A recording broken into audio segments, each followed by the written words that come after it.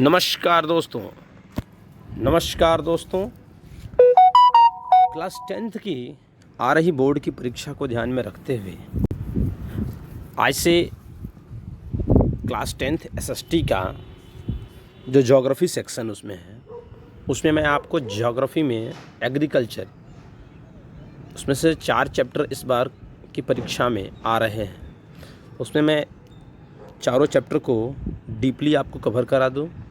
मैं सोच रहा हूँ कवर करा दूं ताकि 10th के पढ़ने वाले विद्यार्थियों को उसमें कुछ बेनिफिट मिल जाए। उसके क्वेश्चन आंसर किस प्रकार से आ रहे हैं उसको थोड़ा डिस्कस करा दूं, उसके पैटर्न को समझा दूं, जिससे आप लोगों को 10th के पढ़ने वाले विद्यार्थियों को, स्टूडेंट्स को बेनिफिट मिल सके।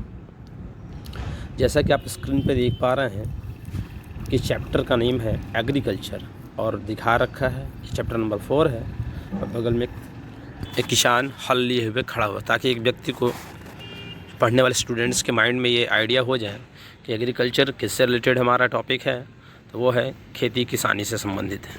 इसमें किसान की हालत को आप यहीं से जज कर सकते हैं। किसान की हालत को भी पिक्चर में बनाया गया है। तो कैसे बनाया गया है,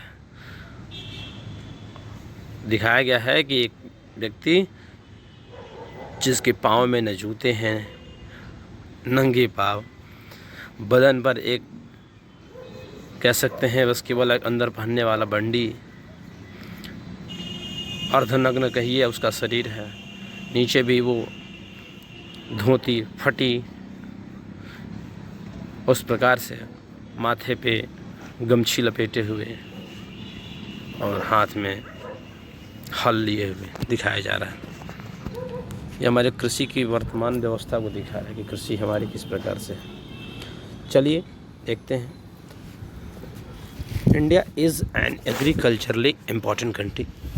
भारत क्या है कि एक हमारा बहुत ही महत्वपूर्ण देश है किस संदर्भ में, तो कृषि के क्षेत्र में। अर्थात भारत क्या है, India is agricultural based country, कृषि प्रधान देश है।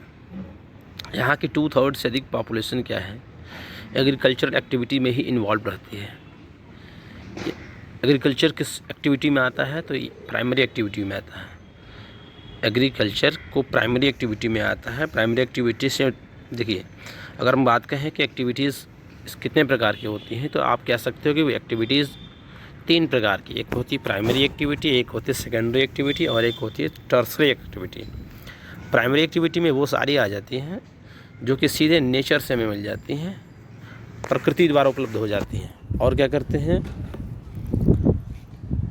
जैसे हो गया हमारा खेती हो गया, किसानी हो गया, एग्रीकल्चर सेक्टर, इसीलिए प्राइमरी सेक्टर में आ रहा है। क्यों? क्योंकि ये सीधे हम नेचर से उपलब्ध हो जाता है और कच्चे माल मिलते हैं। इसमें क्या होता है, कच्चे और रॉ मटेरियल मिल जाते हैं।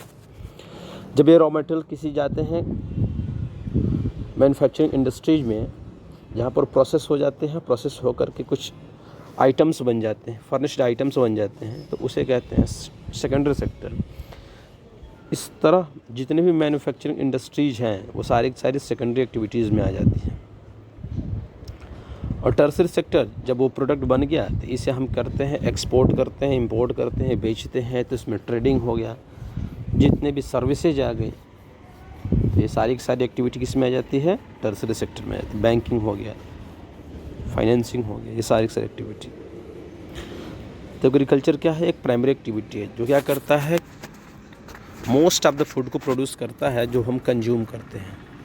Agriculture is an primary activity which produces most of the food that we consume. इसके मतलब बिसाइड्स फूड ग्रेन्स, मतलब खाने के जो अनाज होते हैं, उसके अलावा भी ये क्या करता है, अदर इंडस्ट्रीज के लिए, अनेकों इंडस्ट्रीज के लिए क्या करता है, रॉ मटेरियल उपलब्ध कराता है।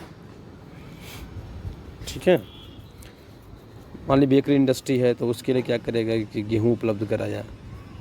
गेहूँ यहाँ से निकल गया खेतों से, किसानों से। यहाँ मान लें कि हमारे चिप्स की बनाने वाली इंडस्ट्री है, केचप इंडस्ट्री, टोमेटो की, तो टोमेटो अगर नहीं होगा तो फिर केचप इंडस्ट्री कैसे ग्रो करेगी। क्या होता है कि प्रोवाइड करा देता है। मान लीजिए जूट इंडस्ट्री है, जूट क्या होता है, रॉ मटेरियल है, जूट हमारा उपलब्ध करा कौन, तो एग्रीकल्चर। इसलिए इसे क्या कहा जाता है, ये वेरियस इंडस्ट्रीज के लिए रॉ मटेरियल के को क्या करता है, इनपुट की तरीके से उपलब्ध कराता है। क्या भी लाइक आप बता सकते हैं कि जिस पे एग्रीकल्चर कुछ बेस्ट होता है, कुछ रॉ मटेरियल मैंने बता भी दिया। ठीक है, कुछ एक्सपोर्ट्स की जाती थी हमारे यहाँ से एग्रीकल्चर प्रोडक्ट्स, जो आज भी की जाती हैं। तो उसमें आता है टी, कॉफ़ी, स्पाइसेज वगैरह हमारे एक्सपोर्ट की जाती है यहाँ से, ठीक है। मसालों का देश तो हम लोग को कहा ही जाता था। हमारे यहाँ से जो साउथ इंडिया है ना, उसमें से ख़ास तौर पे केरला और ये सब के रीजन में होता है, यहाँ से ज़्यादा हमारा क्या होते हैं, स्पाइसेज प्रोड्यूस होती है और इसे मार्केट में बेचा जाता है। इंडस्ट्री यहाँ तक कि फॉरेन में भी एक्सपोर्ट किया जाता है।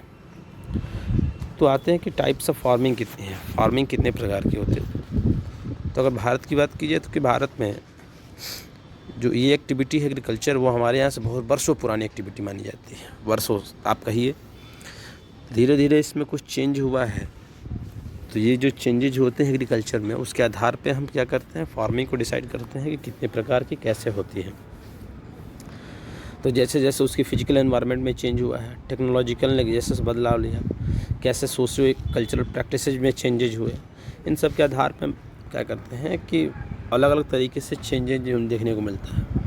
कहीं जगह पर कुछ किसी अदर प्रकार की प्रैक्टिसेज की जाती हैं, तो कहीं किसी और। जैसे मान लीजिए कि हमारा इंडिया में अधिकतर जो ग्रामीण इलाके जिनके पास अगर सुविधाएं नहीं हैं, तो वो क्या करते हैं, आज भी उनके पास बैल है तो बैल है, हल से जोत लेते हैं, कुदाल से, फावड़ा से, ये सबसे अपना काम करके करते हैं। उसके बाद से क्या करते हैं, बड़े जगह से पंजाब है, समूह इसमें क्या करिए, तो उसमें मिल जाता है आपको ट्रैक्टर हुआ, जितने भी मतलब कि मॉडर्न इक्विपमेंट्स हैं उनका यूज करके वो किसानी करते हैं। तो कहीं पर हमारा क्या करता है कि लैंड की उपलब्धता, फिर उसके बाद से कितने हम टेक्नोलॉजी से अवेयर हैं, कितने परिचित हैं, इसके आधार पर हम बांट सकते हैं। तो दो प्रकार के सिस्टम्स को फॉलो किया जाता है। एक जिसमें देख रहे हैं आप स्क्रीन पे, प्रिमिटिव सबसिस्टेंस फार्मिंग। प्रिमिटिव मतलब प्रारंभिक, जो सबसे पहले हमारे यहाँ खेती की जाती थी, प्रारंभिक प्रिमिटिव। उसमें क्या होता था, सबसिस्टेंस का मतलब होता केवल आप गुजार सकें, इतना ही। प्रिमिटिव सबसिस्टेंस फार्मिंग, गुजारन भत्ता करने, कैसे गुजार सके अपने आप को हम। तो प्रारंभिक रूप में प्रिमिटिव, शुरुआती अवस्था की बात कर रही है। इस प्रकार की फार्मिंग को हम प्रैक्टिस करते थे। भारत के कुछ हिस्सों में प्रैक्टिस किया जाता है। This type of farming still practised in few pockets of India. मतलब आज भी भारत के कुछ हिस्सों में इस प्रकार की खेती, कौन सा, प्रिमिटिव सबसिस्टेंस फार्मिंग, PSF कह दीजिए आप, इस प्रकार की प्रैक्टिस की जाती थी। इसमें क्या होता है कि एक छोटे से लैंड में प्रिमिटिव टूल्स, मतलब वहीं पुराने जो हमारे पास टूल्स थे, हो, डाव एंड डिगिंग स्टिक्स, जैसे कुदाल हो गया, फावड़ा हो गया, इन सब से क्या, खुरपी वगैरह मान लीजिए जो गाँव में यूज होता है, उसी वही वाला बात कह रहा है। इसमें क्या होता है कि फैमिली मेम्बर्स लगे होते हैं, फैमिली के लेबर्स, फैमिली का member, family labour, community labour, आसपास के जो हमारे गांव में ही जो श्रमिक मजदूर हैं उनको लगा करके काम किया, खेती किया जाता है। तो ये आज भी प्रैक्टिस की जाती है। तो ये हमारा कह रहा है, ठीक है।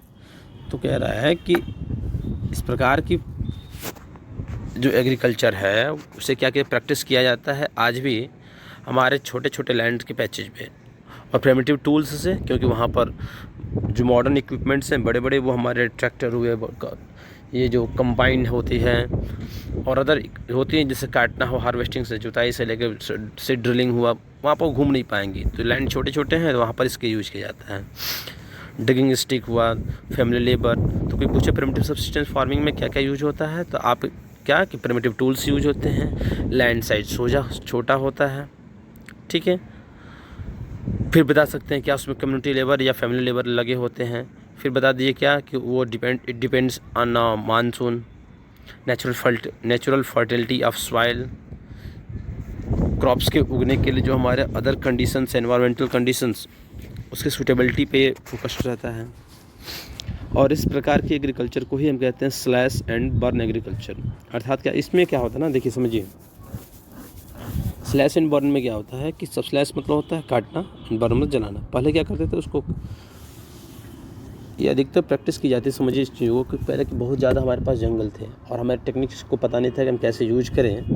खेती किसानी का कॉन्सेप्ट नहीं आया था कि कैसे हम खेती करें। पता भी चला था कि हमारे पास इक्विपमेंट नहीं थे कि हम क्या करें, ज़मीन की को खुदाई करके ज़मीन के थोड़ा सा जो होता है उसको खोद करके हम क्या करें, अपने उसमें बीजों को डाल सके। तो हम क्या करते थे, खेतों की जो हमारे ज़मीन तो थी नहीं, तो हम क्या करते थे कि जो पौधे हैं या जंगल हो उनको काट देते थे और उसके बाद उसको जला देते थे। तो काट दिए, जला दिए, फिर वो उगेगा नहीं भी नहीं। अब वहाँ पर क्या करते थे, बीजों को हम लेकर छिड़क देते थे, अब बोते थे, अब वहाँ पर करते थे कुछ टाइम तक। उसके बाद से होने के बाद से जब उसकी क्या होता था, कुछ धीरे धीरे बार बार जब उसी पे आप फसल बोओगे आप, तो क्या होता है, उसकी फर्टिलिटी क्या होती है, कम होने लगती है। अब क्या करते थे लोग कि अब यहाँ फर्टिलिटी कम, इसको हम कैसे जिसकी इसकी फर्टिलिटी को वापस ला सकें। मेरे पास आइडिया था नहीं कि हम ऊपर से ऐड कर सकें कुछ, तो हम क्या करते थे कि यहाँ की मिट्टी को छोड़कर हम किसी और जगह चले जाएँ। तो यहाँ की मिट्टी को छोड़ देते थे, 2 4 5 साल 10 साल छोड़ दिया, अब दूसरी जगह पे जाकर वहाँ पर काट के वहाँ पर फिर वैसी खेती की।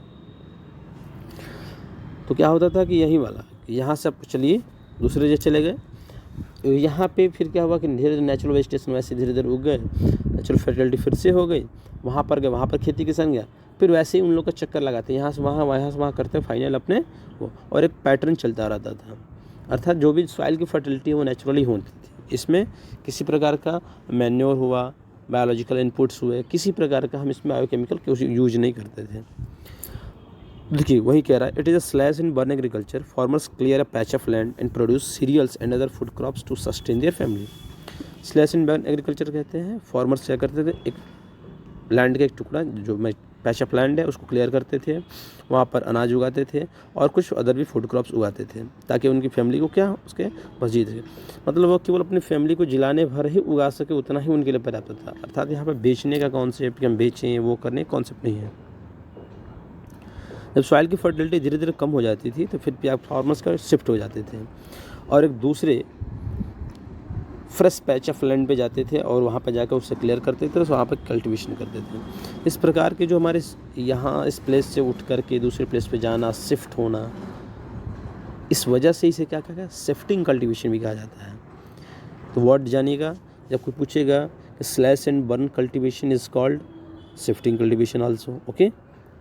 तो इस प्रकार की जो शिफ्टिंग है ना, वो अलाउ क्या करती है कि नेचर, प्रकृति क्या है, खुद ही अपने आप को रिप्लेनिश कर ले, अपनी जो हमारी फर्टिलिटी है वो खुद अपने आप को एब्जॉर्ब कर ले, खुद वो क्या कर सके, अपने आप को अडॉप्ट कर ले कि हम क्या अपनी फर्टिलिटी है फिर से हम ला सके, सॉइल खुद अपना क्या कर सके, अपनी शक्ति को, पावर को, जिससे क्या फर्टिलिटी आ जाए वो अपना एब्जॉर्ब कर लेती थी, ठीक है।